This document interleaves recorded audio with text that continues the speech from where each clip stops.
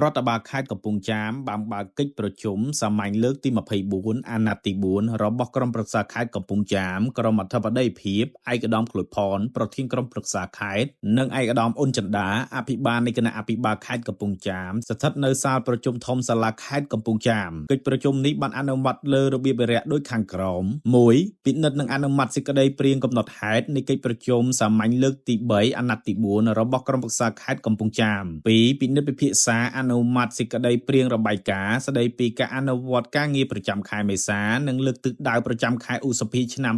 2026របស់រដ្ឋបាលខេត្តកំពង់ចាម 3. ពិនិត្យពិភាក្សានិងអនុម័តលើសេចក្តីព្រាងស្តីពីការរៀបចំបែងចែកប្រាក់រង្វាន់ប្រចាំខែដល់មន្ត្រីរាជការសាលាខេត្តកំពង់ចាមដែលទទួលបានពីការផ្តល់សេវារដ្ឋបាលសម្រាប់ខែមេសា 4. ពិនិត្យពិភាក្សាអនុម័តសេចក្តីសម្រេចស្តីពីការកែសម្រួលប្រការមួយថ្មីនៃសេចក្តីសម្រេចលេខ 076/25 សសរចុះថ្ងៃទី11កញ្ញាឆ្នាំ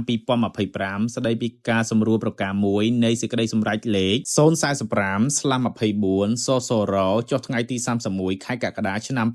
2024ស្តីពីការបង្កើតគណៈកម្មាធិការលទ្ធកម្មកោឡរបស់ក្រុមប្រឹក្សាខេត្តកំពង់ចាមអាណត្តិទី4 5. ពិនិត្យពិភាក្សាអនុម័តសេចក្តីព្រាងស្តីពីការរៀបចំផែនការតម្រូវការមន្ត្រីផ្អែកលើកិច្ចព្រមព្រៀងការងារនិងមន្ត្រីជាប់កិច្ចសន្យាសម្រាប់ឆ្នាំ2027របស់មន្ទីរសុខាភិបាលនៃរដ្ឋបាលខេត្តកំពង់ចាមនិងបញ្ហាផ្សេងៗមួយចំនួនទៀតកិច្ចប្រជុំនេះបានប្រព្រឹត្តទៅនៅព្រឹកថ្ងៃច័ន្ទ10រោចខែពិសាខឆ្នាំមមីអត្តស័កពុទ្ធសករាជ2570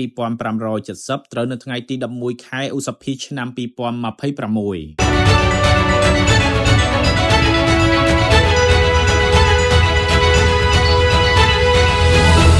2026